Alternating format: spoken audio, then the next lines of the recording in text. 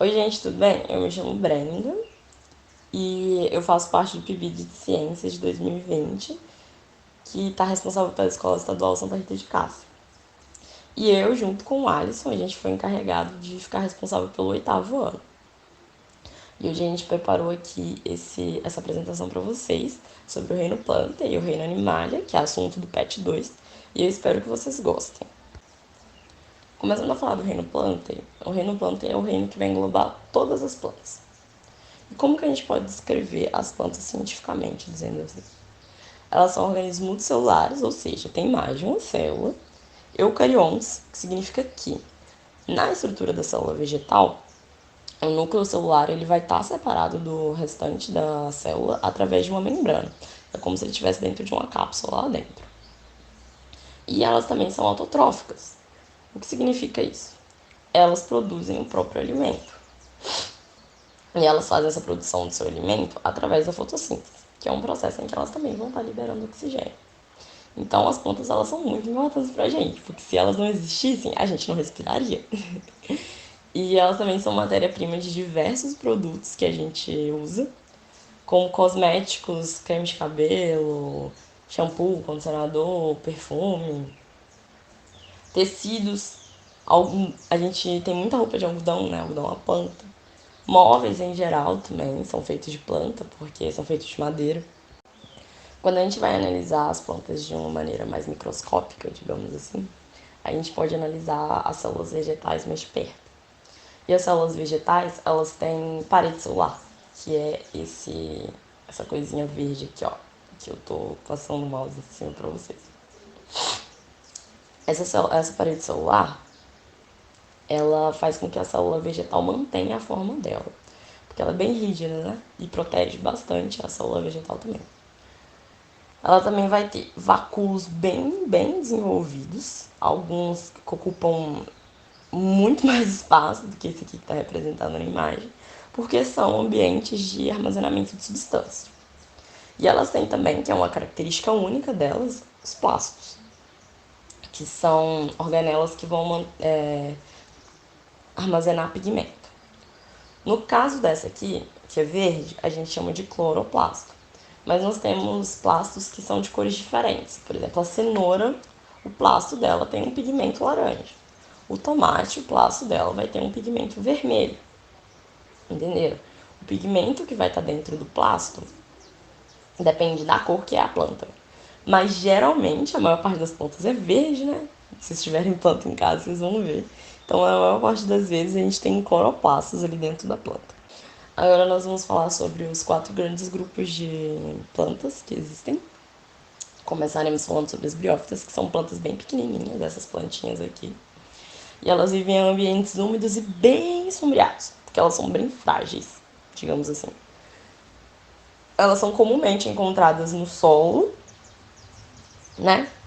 Na superfície de rocha ou de troncos. A gente chama popularmente as briófitas de musgo, só que é muito importante não confundir musgo com lodo.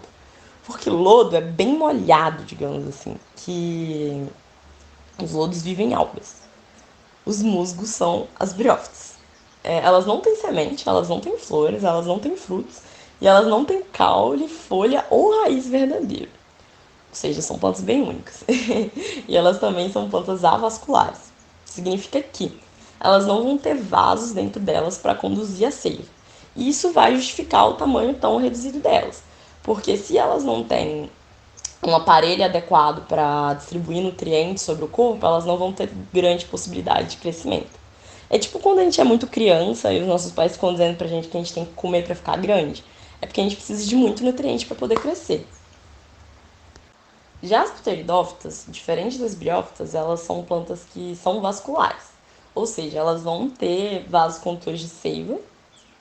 Elas têm rizoma, que é um tipo especial de caule que fica embaixo da terra. A maioria delas é terrestre. Elas também vivem em ambientes úmidos e sombreados, elas não se dão muito bem com grande luz de sol. Elas têm raiz, caule e folhas verdadeiras. E folíolos com soros que produzem esporos. O que significa isso? Tá vendo essa imagem aqui? A folha é isso tudo, o folíolo vai ser um pedacinho da folha. E embaixo da folha das pteridófitas, Os pteridófitas são popularmente conhecidos como samambaia, gente. Acho que vocês já devem ter notado pela foto que tá aqui, né? Mas embaixo da folha vão ter uns pontinhos que geralmente são meio amarelados, meio alaranjados, assim, umas cores mais terrosas. E dentro desses buraquinhos vão estar os esporos. Os esporos vão ser a forma que as pteridófitas usam para se reproduzir. As pteridófitas também não têm flores, nem frutos, nem sementes. Já as gimnospermas, que também são plantas vasculares, elas já vão possuir semente e elas são exclusivamente terrestres. Elas vão viver em ambientes frios ou temperados. Elas têm raiz, caule e folha verdadeiros. Elas podem ter folhas em formato de agulha, por quê? Lembra que eu falei que elas vivem em ambientes frios ou temperados? Quer dizer que a temperatura nesses ambientes é muito baixa. E é comum nevar, né? Quando neva, vocês já viram em filme, quando neva um lago congelado? Significa que também a água do solo também vai congelar. Então essas plantas que vivem nesses ambientes frios e temperados, elas passam por uma pausa de crescimento. E nesse momento em que está muito frio, ter a folha em formato de agulha vai ajudar, por quê? Porque vai diminuir a perda de água dessa planta. Se ela não tem muita água para buscar e ela já pausou o crescimento porque ela sabe que ela não tem muita água para conseguir sobreviver durante um período de inverno longo, a folha em forma de agulha ela vai complementar essa estratégia de sobrevivência das gimnospermas. E elas também não vão ter flores nem frutos, mas elas produzem aquilo que a gente chama de pinhão, que é isso aqui, ó. E dentro do pinhão a gente consegue encontrar as sementes das gimnospermas. O último grande grupo de plantas que a gente vai falar vão ser as angiospermas, que elas são plantas vasculares que têm portes muito variados. Elas vivem em ambientes muito variados também. Tem angiosperma na água, tem angiosperma na terra, tem angiosperma que cresce em cima de outra angiosperma. Vocês já viram bromélias, que são aquelas plantas que acumulam muita água, que elas crescem em cima de outras plantas. Se vocês andarem na UFV, tem até um bromelhário, se vocês quiserem conhecer lá, tem vários tipos de bromélias diferentes, a entrada é gratuita e é um lugar muito maneiro. Falei que podem ter portos variados, né? Podem ser desde pequenos arbustinhos até árvores imensas, imensas de grama.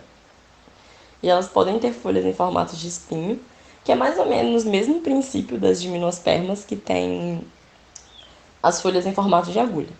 Só que no caso das angiospermas, essas folhas que têm formato de espinho, essas plantas que vão ter folhas em formato de espinho, são as plantas tipo os cactos, que vivem em ambientes muito, muito, muito quentes, com baixa disponibilidade de água e que vão perder água muito fácil. Por isso que elas precisam ter folhas bem pequenininhas, bem fininhas, que vão ser os espinhos. E toda angiosperma tem flor e fruto. As angiospermas, elas são muito mais comuns do que vocês imaginam, né? Porque não é toda angiosperma que a gente consegue ver a flor e o fruto. Por exemplo, um alface. Um alface dá fruto, só que a gente come a folha dele. Então a gente nunca viu o fruto dentro do alface, que faz a gente achar que a alface é algo diferente, que não está classificado em nenhuma dessas 4 classificações que eu dei para vocês, mas também são angiospermas. Esse P aqui amarelo na foto, coloquei ele aqui porque tem um IP na frente da escola de vocês, também é um angiosperma. Tudo que tem flor é angiosperma, tudo que tem fruto é angiosperma também. Encerrando o assunto do reino planta, agora a gente vai falar sobre o reino animalia, que são todos os animais. E eu coloquei a foto de uma pessoa aqui, gente, porque eu queria muito falar com vocês que a gente também é animal. E é importante a gente lembrar disso todo dia. E também é muito importante a gente pensar que a gente compartilha o planeta Terra não só entre os humanos, a gente compartilha com outros animais e compartilha com plantas também, a gente compartilha com toda a natureza. Então é nossa responsabilidade honrar, digamos assim, o planeta que a gente vive e preservar ele. Não jogar lixo no chão, não queimar mato seco, sabe? Porque isso só vai cooperar pra gente deteriorar mais o lugar onde a gente está vivendo. Então é como se a gente estivesse jogando lixo no chão da nossa própria casa. Porque a terra é a nossa casa. Então eu quero que vocês pensem muito nisso depois dessa aula. Agora vamos falar sobre o reino animal. Os animais, eles são multicelulares, assim como as plantas, ou seja, tem mais de uma célula. Eucariontes também, como as plantas, que o núcleo celular vai estar separado do restante da célula através de uma membrana. Só que, diferente das plantas, eles são heterotróficos. Eles não produzem o próprio alimento. Eles têm que buscar o alimento deles em algum lugar. E esse alimento é a energia que eles precisam para sobreviver. Quando a gente deixa de comer, a gente fica muito cansado, né? Então, a alimentação não é nada mais do que energia. E eles podem ter variados tipos de alimentação. Eles podem ser herbívoros, só comerem plantas, carnívoros, só comerem animais onívoros, que comem plantas e carne, outros animais. Né? Parasitas, que vai ser quando o animal parasita ele fica no hospedeiro, não precisa ser necessariamente dentro do corpo, tá, gente? Pode ser, tipo, por cima da pele. Por exemplo, o carrapato é um parasita, né? Ele suga o nosso sangue. Então, é esse tipo de alimentação parasita que eu quero dizer. O carrapato, que é um parasita, ele fica na nossa pele, ele se alimenta do nosso sangue para crescer. Ou seja, ele não come outro bicho, ele precisa de um hospedeiro que coma para alimentar ele. Deu para entender? Podem ser saprófagos também. Coloquei o camarãozinho aqui de exemplo, que a gente pode chamar ele de lixeiro do mar, porque ele come resto de matéria orgânica. E os animais, eles têm uma grande variabilidade de habitat. Eles existem embaixo da terra, em cima da terra, em cima da água, embaixo da água, no ar. Estão em todos os lugares. Os animais, eles são caracterizados por ter capacidade de locomoção. Eles saem do lugar. As plantas, elas não saem do lugar. A gente consegue andar por aí. Que é uma grande diferença entre os animais e as plantas. E uma coisa muito importante de ressaltar para vocês é que a simetria ela é importante para a classificação dos animais, principalmente dos invertebrados. Que os invertebrados são os animais mais simétricos, assim. A gente, humano, a gente não é simétrico. Vocês podem olhar aí no espelho que vocês vão ver que um lado do seu rosto é ou um olho é maior que o outro, ou um é mais torto. Geralmente essa assimetria ela é imperceptível, mas não somos simétricos. Os animais que são simétricos, a simetria deles faz parte da classificação. Eles podem, se a simetria deles é bilateral, ou seja, um lado é igual ao outro, ele é classificado entre os animais bilaterais. Se ele tiver uma simetria radial, por exemplo, que é a estrela do mar, sabe? Você pode cortar ela de vários jeitos diferentes, que todos os lados vão ser um iguais aos outros. Aí os animais vão ser classificados como radiais. Quando existe a simetria, ela é importante para a classificação. Agora falando sobre o funcionamento do corpo dos animais, que é isso que significa fisiologia, os animais eles processam os alimentos através da digestão, ou seja, a gente come, o nosso estômago faz o serviço e digere. Aí a gente faz xixi e cocô, que seria a excreta que os animais vão estar produzindo. Todo animal produz excreta. Todos os animais eles fazem troca gasosa. O que é troca gasosa? Troca gasosa é respirar. Não necessariamente precisa ser feito através de um pulmão, que nem a gente. Alguns animais fazem respiração pela pele, outros nem pela pele, nem pelo pulmão, por algum aparelho específico no corpo, só para fazer essa troca gasosa e a gente respirar. E os animais, todos eles, né, respirar. Todos os animais eles fazem circulação e transporte de substância. Essa circulação que a gente está falando aqui é a circulação de sangue ou de hemolinfa. A gente também pode chamar de hemolinfa em alguns outros animais. E os animais eles se reproduzem de maneira sexuada ou de maneira assexuada. Quando a gente fala de reprodução sexuada, a gente quer dizer que existe uma troca de gametas femininos e masculinos para gerar um embrião. E a assexuada não precisa dessa troca.